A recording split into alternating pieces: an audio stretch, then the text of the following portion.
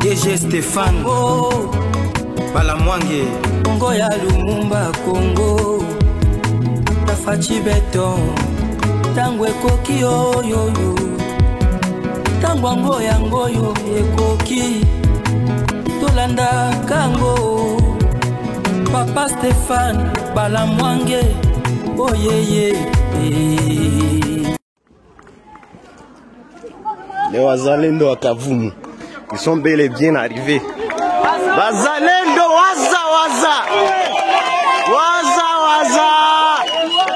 Waza, les patriotes. Voilà, en direct, nous sommes en direct aujourd'hui encore dimanche 13 avril 2025 et vos apaisements. Ba Congolais bozala na biso bozala kimia. Nazao loba na ba Congolais bazao tala biso tozala kimia nous sommes là. Monoko na biso ezanganga. Tu ebisaki biso, tu ebisaki bino. À l'époque de Kabila, c'était une planification machiavélique. C'était leur jet au banda Rosala.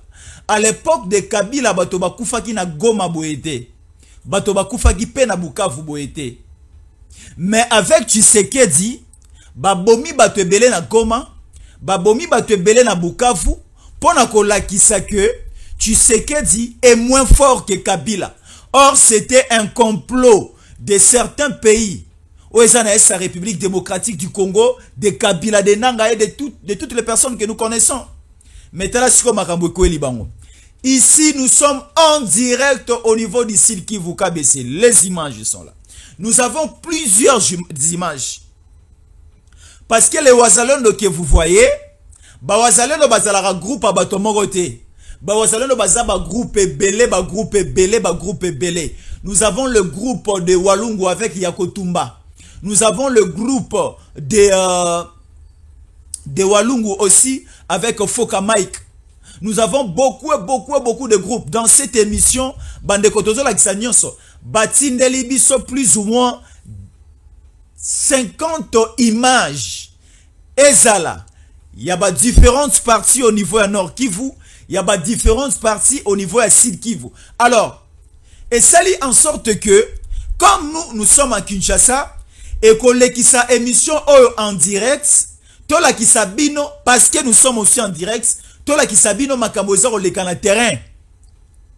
Balobi TV za radio T. Tango Koki RDC, Tango Koki 243 et za radio T. Ce sont des chaînes au za salam makasi. Mais ici nous sommes en direct sur Tango Koki 243. Tout za radio T tola qui sati. Et na yebisi bato baza opesa biso ba information. Na yebisi bango ceux qui na monité na ondimate. Oui na yoki, mais j'ai besoin des images. Ici nous sommes à quel niveau? J'ai besoin des images et puis ça a véracité de la chose. L'aéroport de Kavumu, c'est l'aéroport de Bukavu. Nous avons Bukavu centre-ville, nous avons aussi Bukavu périphérique. Les Bukavu périphériques, c'est Kavumu au niveau de l'aéroport. Et au niveau de l'aéroport de Kavumu, c'est là que nous trouvons la logistique militaire. Il y a FARDC. Nous avons quelques drones, nous avons quelques Sukhoi, et Mati Lelo. Et Mati Lelo est bombardé 5 bateaux, il y a armée rwandaise. Toujours dans cette émission. Est-ce que KBC Wani? Montrez-nous les bateaux. Nous allons rapidement lire Tobandi émission. Tenapesi batumbo tete Max Zela. Zela Mouké. Bon dimanche, na ba Congolais nyoso baza otala biso. Ba Congolais bolimbisa ngai, botala biso, boyoka biso, bolanda biso, mais lelo botala biso lolenge mosusu boko sepela na biso makasi. Na yebi ko yina ngai ti. Na yebi ko baratala mwana mobali ya bandefo ebele asuki ebele alingi Tshisekedi pa lingi Kongo makasi. Mais na yebi sibino lelo na ko Suisse bato balingaka Kongo te mitema. Na ko sepelisa bato balingaka mboka na bango lelo oyo na ko sepelisa bango. Preuve à l'appui. Et ça, à l'époque où on étudiait encore, la théorie et la pratique, il faut se marier. Et dans cette émission, la pratique sera au rendez-vous et la théorie aussi sera au rendez-vous. Alors, bon dimanche, naba congolaise, naba congolais baza otala biso. Ba congolaise ango baza banani. Baza ba maman o baboti ngai, baza bayaya na ngai ya basi pe na baninga na ngai ya basi.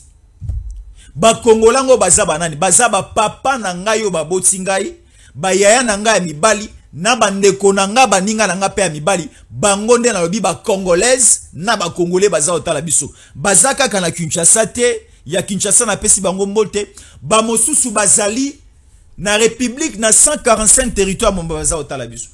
Et belé baza na Angola na pesi bango, particulièrement na opesa nanu bandeko Angola mbote, parce que bazali kozongi c'est la biso vraiment considération auto pesa rapé bango. Bandeko Angola na pesi bino mbote. Bandeko Afrique du Sud aussi na mona bino. Après bandeko Afrique du Sud na moni bandeko Belgique, bandeko France, bandeko Canada, na bandeko États-Unis. Na zongi siko bandeko Israël, bandeko Gabon pe na kiti na Filika lisusu, na ke bandeko baza na kotala nga na Burundi, bandeko ba kotala nga na Uganda, na za omona ndeko na nga mona Uganda wana na otanga kombono après. Vous êtes très nombreux. Alors nous vous aimons beaucoup. Kabesi wani to banda siko. Awa to banda s'il vous plaît. To banda siko. Montrez-nous ces bateaux. Na bandi ba révélation dans cette émission. Montrez-nous les bateaux, nous sommes là. Les vidéos aussi sont là. Hein? Les bateaux sont là. Alors, rapidement, nous allons prendre ceci. Très rapidement, Max KBC. RDC, République démocratique du Congo. Le cinquième bateau transportant des militaires et effets militaires vient de quitter Bukavu et vient d'être aussi bombardé par les Wazalendo. Des sources militaires parlent aussi des renforts pour appuyer les éléments qui sont à Kavumu et d'autres encerclés par les Wazalendo sur l'axe Kavumu-Bukavu. KBC, là qui ça babato s'il vous plaît. Babato on est baza oyanango. Babato musu baza okima nango. Parce que au moni tu ebisa ki ba congolais baza otala biso to sepeli to fonctionner na mode moko ya discrétion. Maloba moke mais musala ebele. Il y a des Wazalendo baza oyebisa biso que to sepeli to marcher na rythme moko boye makambunde et akolanda après. Alors ici on nous dit ceci, l'information de Taïbo Bandaota la biso. Hier c'était au niveau de Goma. Goma tomoni butu ya vendredi poto koma samedi le phare de Sena Bawazalendo bazalaki ensemble. Bazalaki ensemble babandi d'abord ko attaquer les M23 et armée rwandaise au bazalaki au niveau de Sake. Sake c'est à 15 km à 20 km pour arriver à Goma, la cité de Sake. Alors le Wazalendo et les FARDC bazui tronçon oyo, bazui direction au qui quitte Sake pour arriver au niveau de Goma. Basali chemin ensemble. Attaquer d'abord au niveau de Sake. Lorsque basili si na Sake, nesikoyo basali entrée moko triomphale au niveau de Goma. Mais cela n'a pas été facile la nuit du vendredi au samedi. Alors, selon les informations et certaines images, et comme elle a dit sur la Maboko, la ville de Goma n'est pas encore totalement récupérée par les Wazalendo et les FARDC. C'est une information de taille. Déjà, lorsque les Wazalendo et les FARDC ont avancé, le signal est commis au niveau de Goma.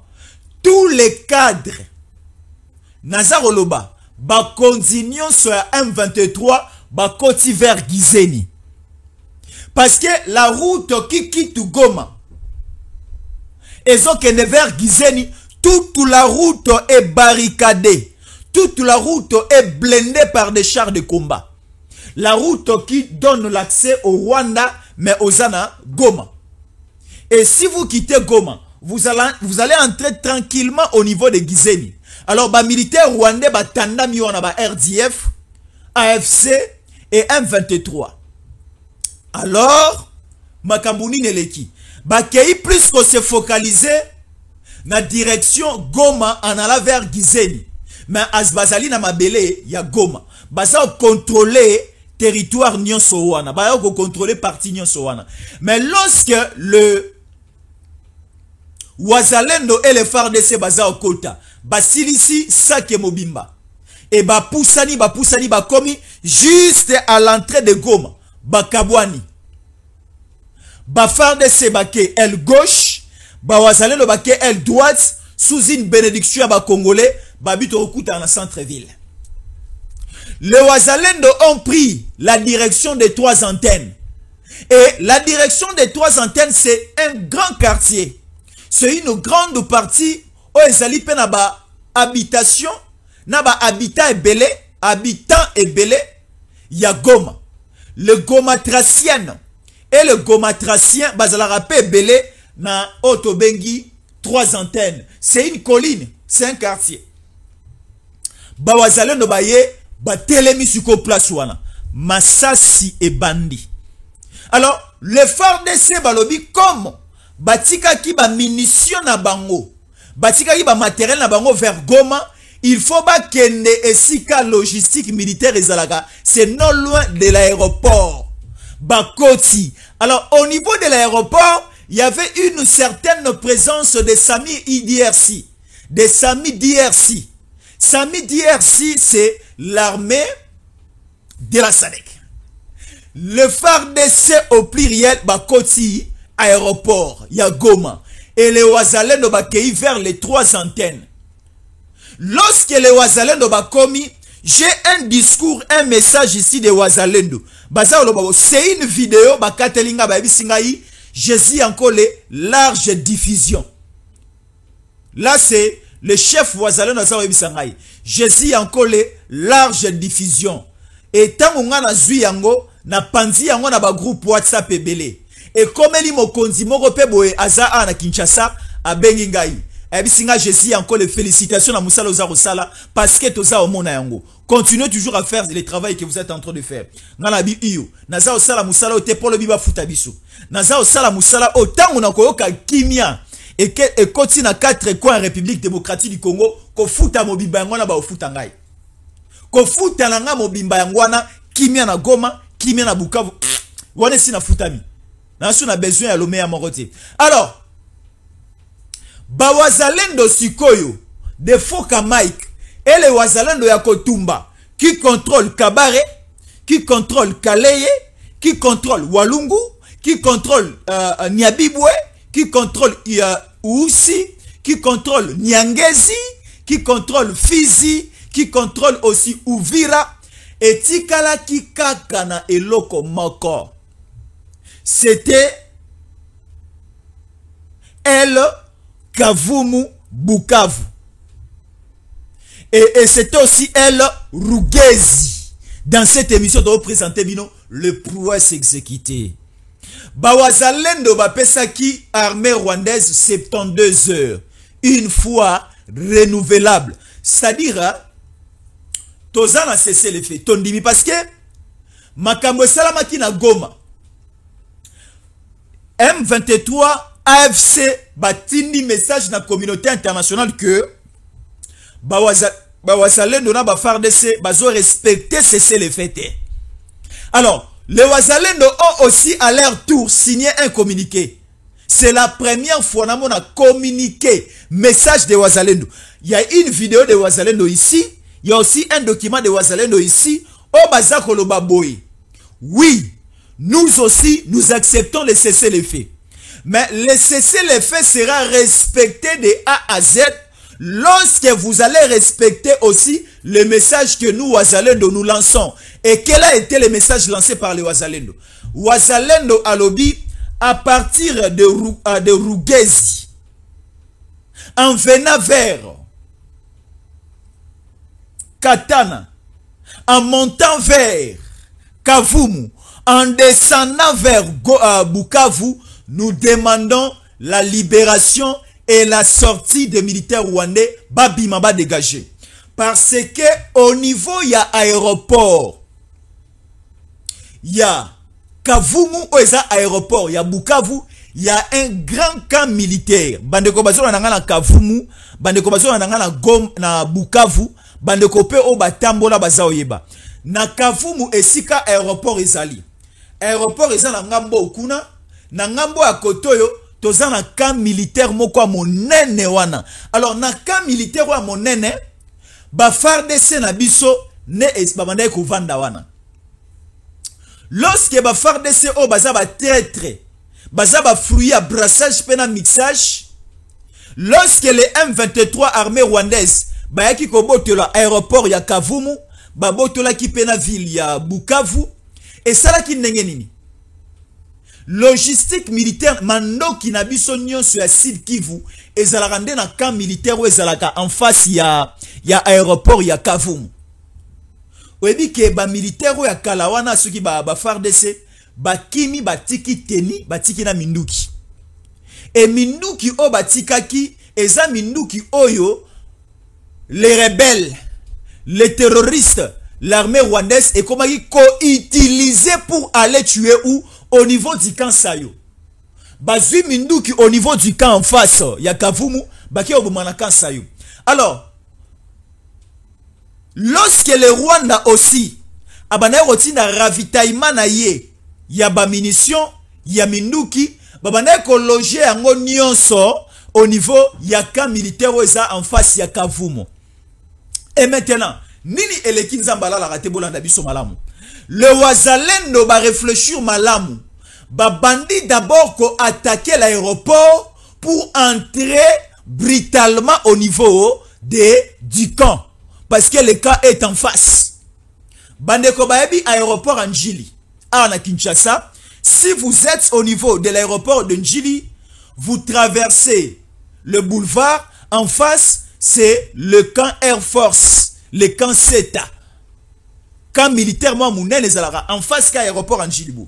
Batalani. Et c'est de la même manière pe nenge ezala Kavumu.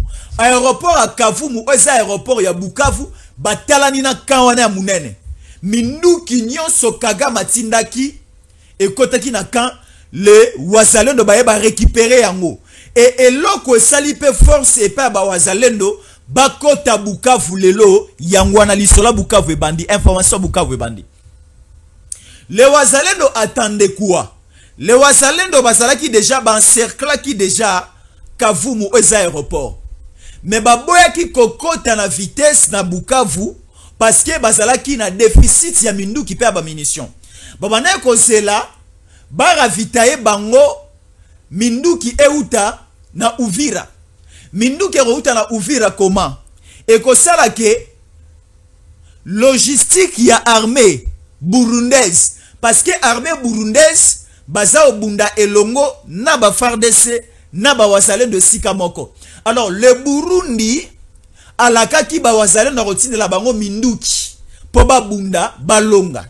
Sikoyo, lorsque les Wazalendo ba commis déjà au niveau, ya aéroport, ya Kavumu, minduki au lieu elongwa,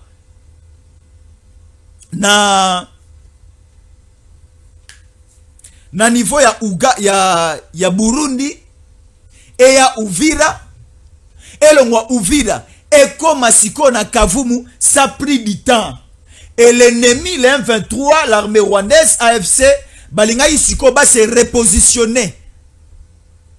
Alors nzambala la ratengede na lobaki avant que minduki euta Uvira batinde la ba Wazalendo baza na à la porte ya Kavumu. Au Kavumu ezalaki déjà encerclé.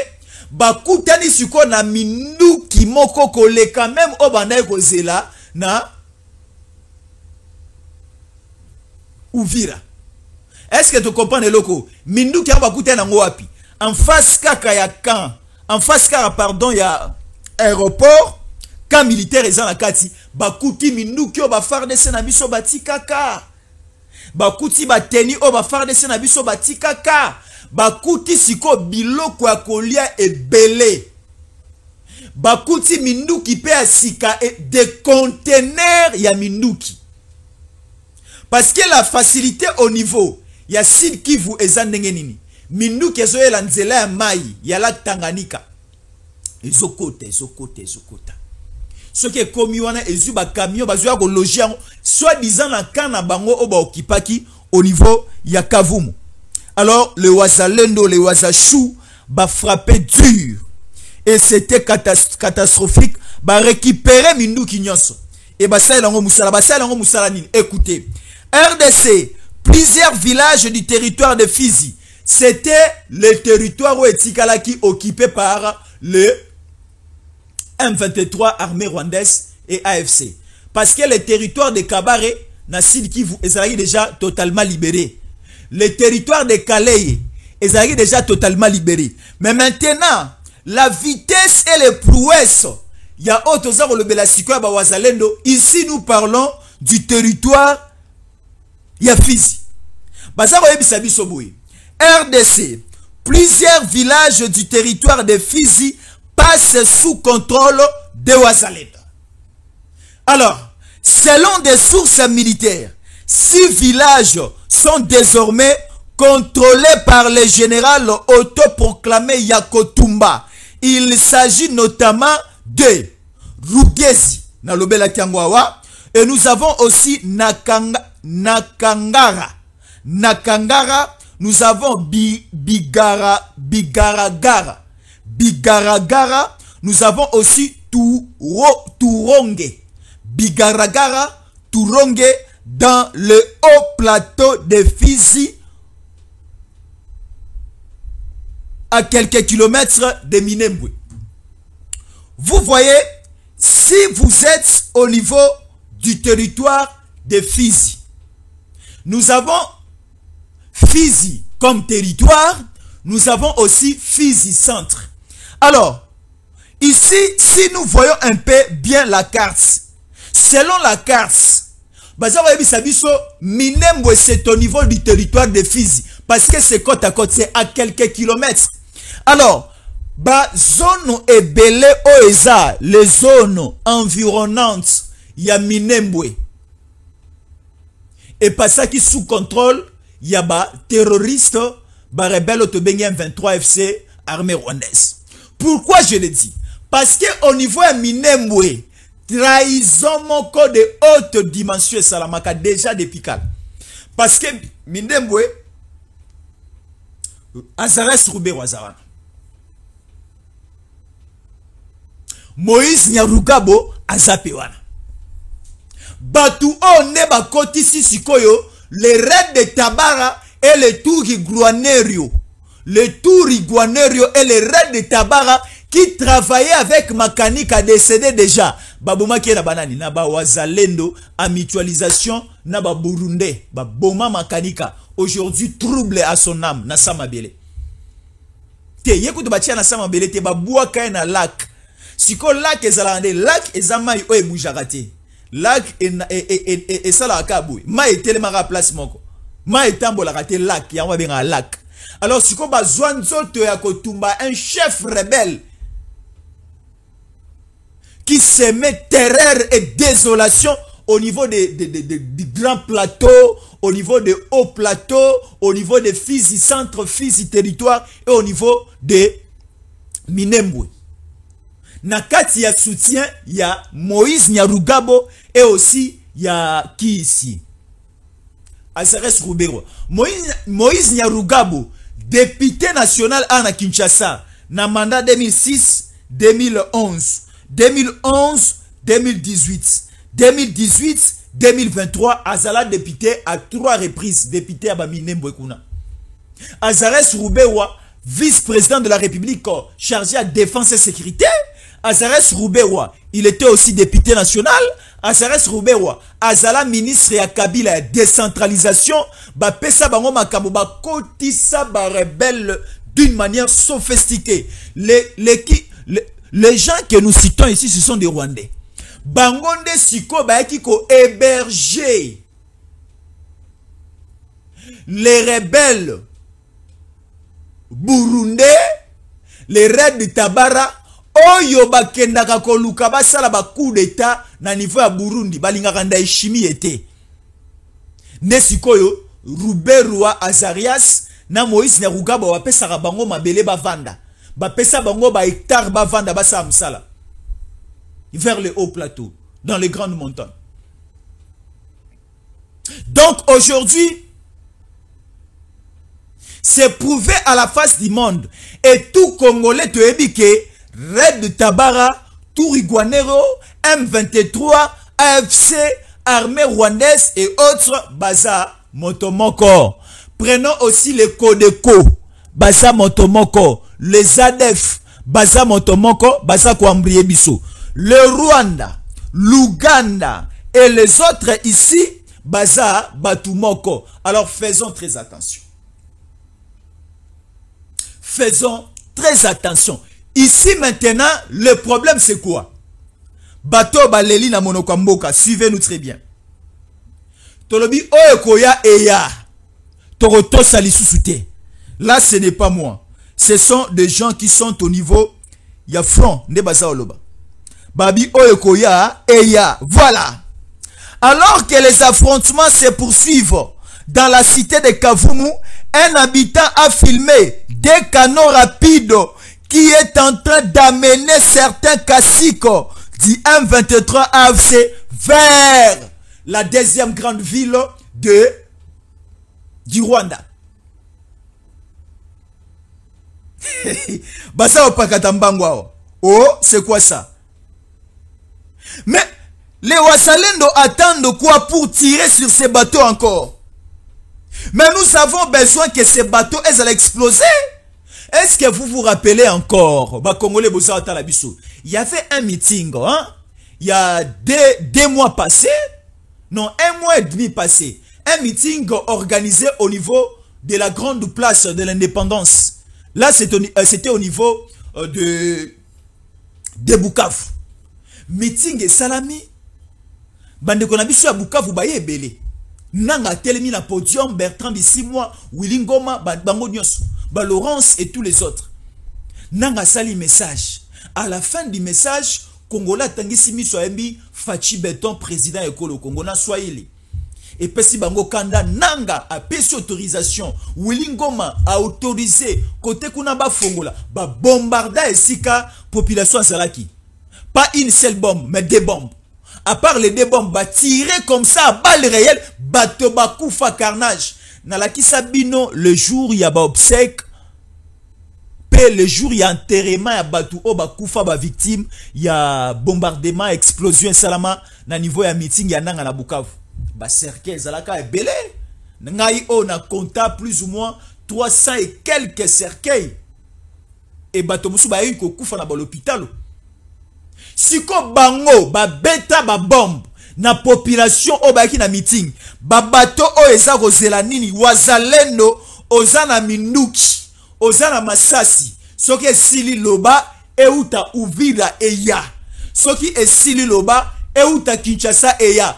Tous les bateaux du Rwanda il faut ezala bombarder, surtout ceux qui ezala mai ya Congo il faut bombarder.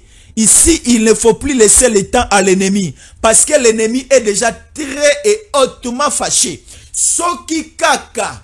Tozongi sima. Et rozala bache la banche la banfo baroya oboma biso. Ngai pe na komi ko banga liwa. Parce que Kabila pusanaki.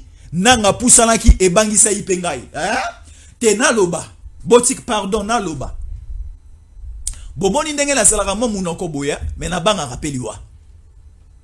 Parce que eloko eleki elengi ya ko vivre ya ko pe mezate na lingara Congo makasi na lingara pe mupepa Congo makasi.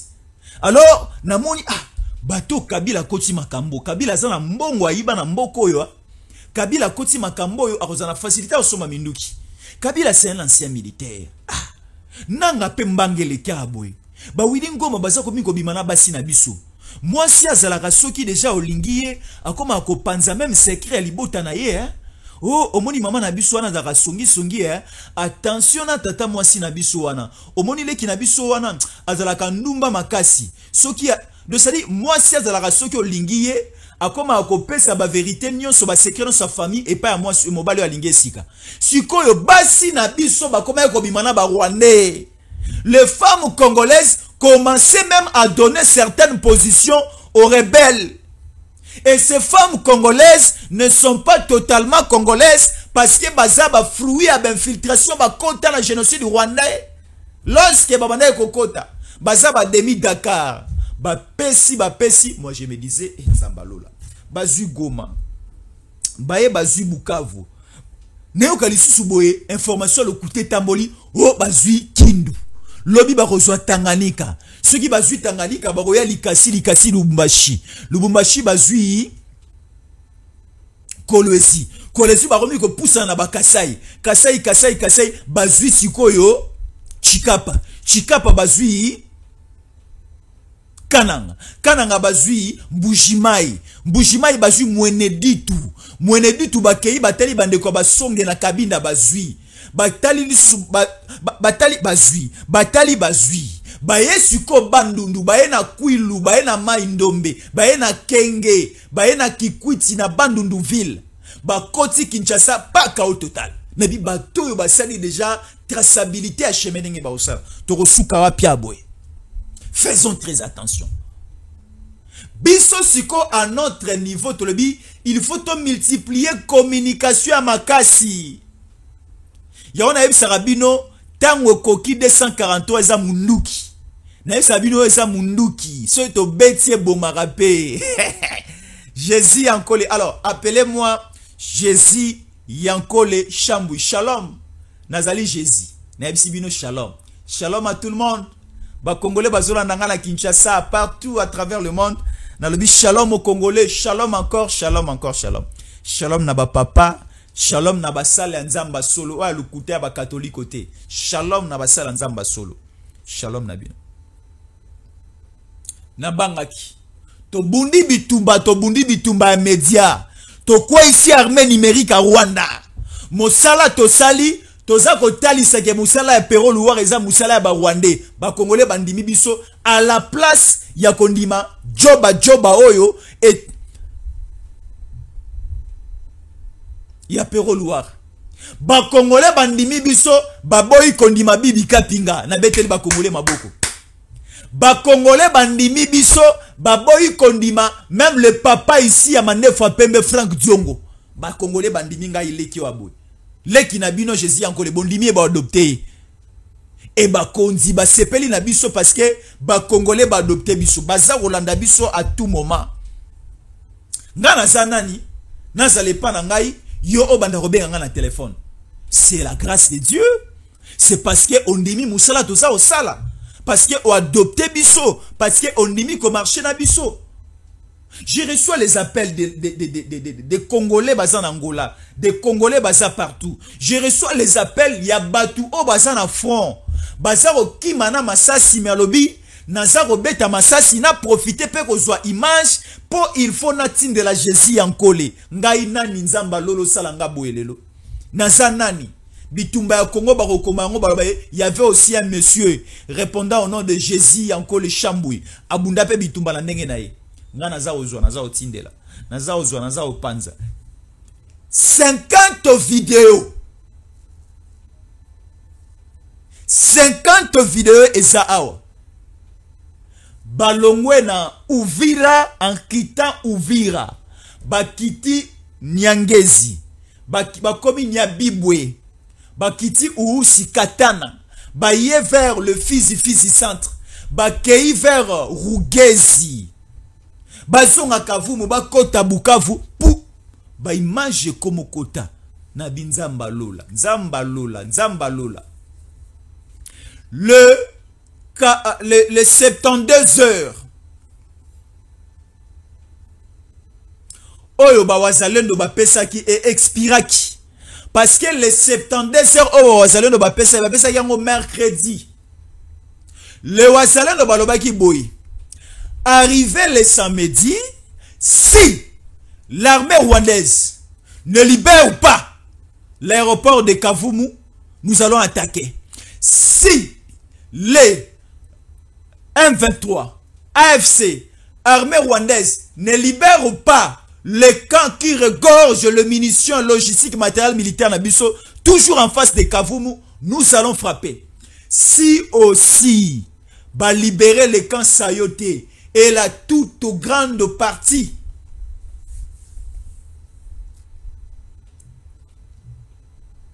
Yabukavu wana Toroyo Kanati. Alors, toza mercredi, jeudi ba wazalendo batale libango. Ba fouti le rotier.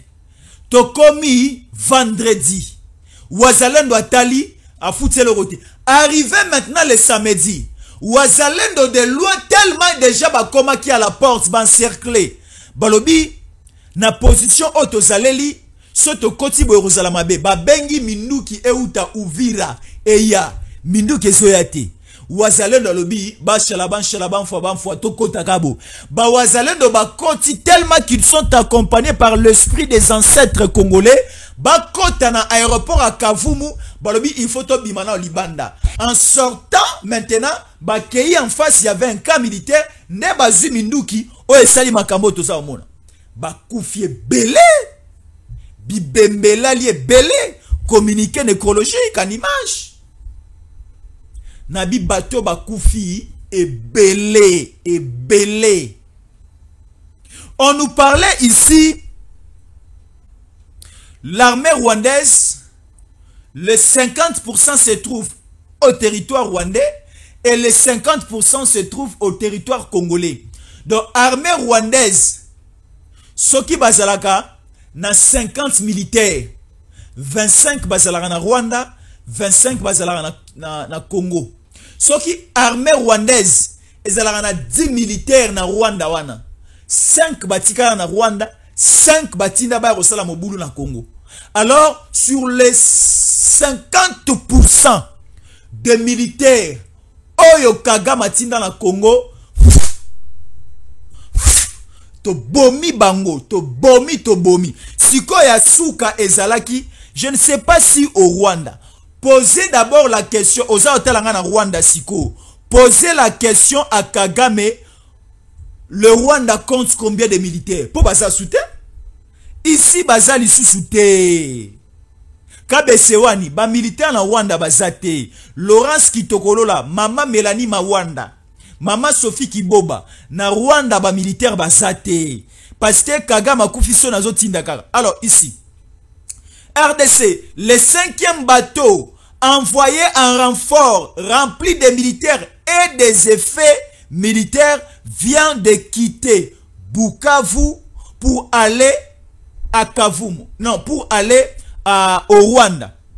Et d'autres bateaux qui sont du Rwanda, mais sur les lacs, pour venir ravitailler le militaire se trouvant au sol congolais, et tous ces bateaux attaqués par les Wazalendo, l'axe Kavumu, Bukavu. Des sources militaires parlent des renforts pour appuyer les éléments qui sont à Kavumu et d'autres encerclés par les Wazalendo, axe Kavumu, Bukavu. Ba militaire mususu o ba na ba bateau, bazui chance quand même ya rokita. Et lorsque ba kiti, ba koti siko na mabele boye. Bazoye bate ke moto abata mi alekyo na maele. Wazalendo ebi mdako na yelo kola kinzamvo ite sosa pemba bunga ranzela te. Apona rape mboka te. Ba wazalendo ba encercler. Omoni baza ba paya. Do outi na Rwanda. Tala. Kagame aza na kisi ya. Kagame aza na kisi moko ya bondoki ya makasi ya likolo. Na lobi boye poani. Ngana ebite bato bazora bango ndenge nini. Bazuyo na makasi batindio po akokufa na Congo. Tala siko ba encercler bango, ba beta bango masasi. Le Rwanda maintenant dit ceci, écoutez. Le régime de Kinshasa et le président de la République de Kinshasa doit remettre tous les matériels de guerre et extrader le militaire rwandais se trouvant au Congo récemment arrivé. Bachalaba fwa. Nalobi bozo senga na biso tozongisa minduki tozongisa tobengana na ba militaire na bino o bauti kokota récemment. Botini ba militaire lobby. Misusu bakoti butu. Ba ko renforcer bandeko na bango baza na Goma na Bukavu. Na ba certaines agglomérations peut oti ko cité a. Soki bakotaki bakutani na ba militaire rwandais o bazalida sur place parce que les militaires rwandais balongo Rwanda bakoti na Congo baya ko renforcer bandeko na bango ba militaire rwandais baza na Congo basa la bloc ba attaquer ba wazalendo ba bombo ba wazalendo siko na lobi boy soki ba resisaki kuna bango o bayelaki ya ko renforcer bandeko na bango baza awa ya ko banda bitumba il y a qu'à garder Kavumu, il y a qu'à conserver Bukavu, il y a qu'à conserver les nombreuses cités, il y a territoire, il y a fils Tote Kotanga, en allant aussi vers Nyangezi, en sortant avec Nyabibwe et Ousi, Soki Basala ki Makambuana, Bolinga ki Kolobela Bisote, Tozwa Mindu ki Nabino Zaawa, Tozongisa na Rwanda. Bolinga ipe bolo bateke, Tozwa des militaires récemment arrivés dans le sol congolais, to extradé bango na Rwanda, to boma. Na lobi mabesi koyo, to boma. Omoni adversaire na yo, ennemi soka ye, na mundu ki po boma, soka rate yo. Yo aurait sur kobo to le mundu ki beta. Beta directement, Wazalendo tiré. Je dis Wazalendo parce que l'ennemi, lorsqu'il arrivait avec des armes, l'objectif c'était de bombarder les positions plurielles de Wazalendo. Selon eux, selon si l'information na bango, armée rwandaise est récoltée, Wazalendo akufaka na AK-44 traité. Wazalendo akufaka na munduki ya leboko boete. Wazalendo akufaka na bachar de combat, na minduki na ba bombardement. Yangwana tangu baye na ba matériel de guerre wana na kati ya bateau. Na kati ya bateau baye na biloko wana po ba boma ba Wazalendo. Siko Wazalendo a arrivé, ya on maîtriser certains bateaux parce que ba bateau wana ba telemisa ngona ba pile. Il y a certains piles. Ba benga yango penini. Et si ka bateau telema benga yango pile. Hein? Ezana esika bateau telemaka. Ezana borne moka munene boye. Bachaka chaîne pour na bateau eningana kati eningana ti. Siko place on benga yango pile. Ba yoko telemisa ba bateau na bango eyaki na ba militaire na ba munitions na ba char de combat na kati. Ba bateau na pesa encerclé. Ba militaire en débandade, pardon, déboussolé, démystifié, déshabillé, perdu, coincé. Alors, le Rwanda, rapidement, l'administration rwandaise, Congo, Kinshasa, to tindiki la bango, ba minduki na bango, otobotoli, to songi se la bango, pa militaire na bango, obaya, bazonga ya bomoi. To le bili suswa, ba shalaban fwa, oyeko ya, eya nango. Oyeko ya, eya. Tala siko batu o baza au travail. Moi je disais que Kabila n'est pas seul na makamboyo. Kabila azana katumbi. Kabila azana katumbi. Boyo ke lokoyo. Rapidement, information monsieur Tsukuya. Mais je prends d'abord El Katumbi. Ici, on nous dit ceci. RDC. Olivier Kamitatu, porte-parole de Moïse Katumbi, propose la création d'une république fédérale et plaide pour une autonomie régionale renforcée face aux défis actuels. Bon, le kola bitumbe bandi makasi. Le kola ba Wazalendo ba komi ko zwa Goma na bango na Bukavu na bango, to monike to go perdre. To proposer le koya, créons une république fédérale. Côté à Goma Bukavu, to tikela yango nanga kamba. Du côté à Katanga, to tikela yango Katumbi na Kabila ba gérer. C'est ce que Olivier Kamitatu est en train de dire.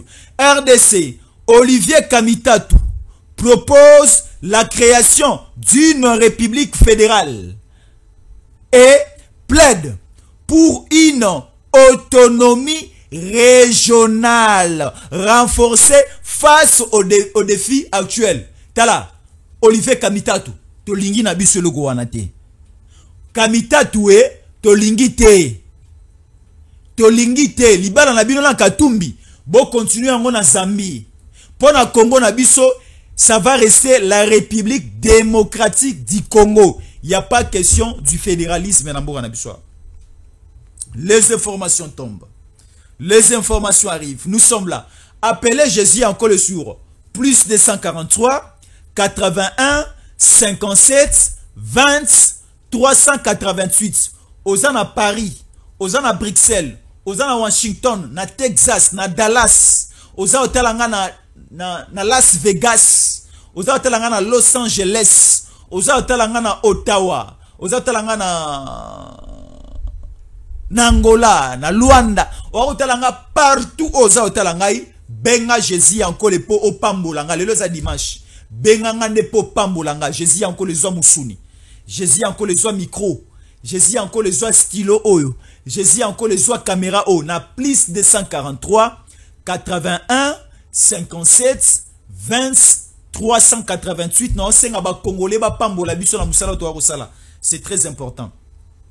Alors, prenons encore rapidement ceci. Rapidement Max KBC. RDC, les rebelles du M23 tombent encore au niveau de la cité de Kavumu. Selon des sources locales, des éléments du M23 venus en renfort dans les différents coins ont encore tombé au niveau de la cité de Kavumu après un moment d'accrochage avec le Wazalendo. Voilà.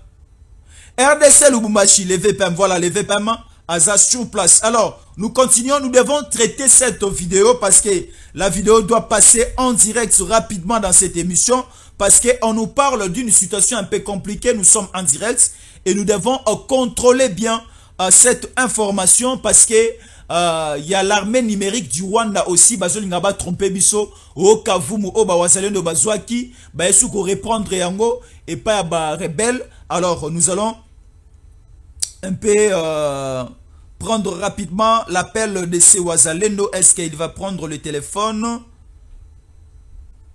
Est-ce qu'il va prendre le téléphone? J'appelle d'abord ce Wazalendo en direct. Vous allez écouter. Après ça, biso précision ya Kavumu. Parce que tout au début, balaki biso ma vidéo et au mona kiango na début émission. Ce que émission si li bandela kolande émission au monango au début de l'émission. Baza oyebisa biso ke au niveau ya Kavumu Bawazalendo bazui. Le camp qui est en face de Kavumu Bawazalendo bazui yango bazui na mindu ke ezalaki yango permettre bango bakota na Bukavu. Mais siko il y a une information elibiso que Kavumu kaka o wana aéroport ba botoli yango lisu pas ba M23. Ba botoli yango susu na ba soldat o ba na renfort ba oti Rwanda. Eza moi pasi. To bengana nu Wazalendo o rapidement. To bengana Wazalendo rapidement comme ça asunga biso et comme ça ça fera du bien. Prenons rapidement ce Wazalendo. Est-ce qu'il est en ligne?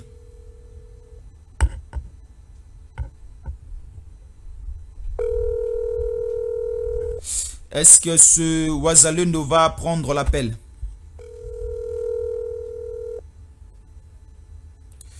Est-ce que... Oh là là là là là là là là. Alors, très bien. Nous allons... Ah, je vous rappelle tout de suite. Ah, merci beaucoup, merci beaucoup. Si vous nous rappelez, ça sera une très bonne chose parce que cette information, je n'ai pas vraiment trop voulu partager ça avec les Congolais parce qu'on nous présente une carte de la République et au selon aussi une position. Il y a parce que nous sommes au niveau de Kavumu, il y a les centres hospitaliers Karanda au niveau de Kavumu. Est-ce que Webi, il y a un centre de santé Karanda au niveau de Kavumu, Bazu contrôle Nango. Nous avons aussi l'aéroport de Kavumu, l'aéroport de Bukavu. Bazola Sabiso, les centres de santé Biosadek Busumba et Kachoucha. Bazola Sabiso pesa en ébullition là-bas. Et le... Voilà, prenons quand même, lisons quand même comme ça. Je vois déjà, il commence à nous appeler parce qu'il y a Zoko Melabiso. Merci beaucoup, nous allons lire son message. RDC, les rebelles du M23 reprennent le contrôle de la cité de Kavumu. Ça reste à vérifier. Selon des sources locales, des éléments du M23 venus en renfort de différents coins ont repris le contrôle de la cité de Kavumu après un moment d'accrochage. Les Wazalendo se sont retirés. Il y a plusieurs minutes, seuls les éléments du M23 lourdement armés sont visibles dans la cité de Kavumu. Ils sont venus en masse. Certains se sont dirigés vers l'aéroport de Kavumu. D'autres ont pris la direction de Katana, explique Miyogo, un habitant de Kavumu. il faut entrer à la profondeur de ceci. Alors, prenons d'abord rapidement et entrons en contact parce qu'il me dit il faut que tu sois l'année en secret. Alors, je reviens dans quelques 2 ou 3 minutes pour continuer l'émission et parce que nous serons en direct et nous serons toujours en duplex na bandeko baza Olanda biso et surtout bandeko baza sur les champs.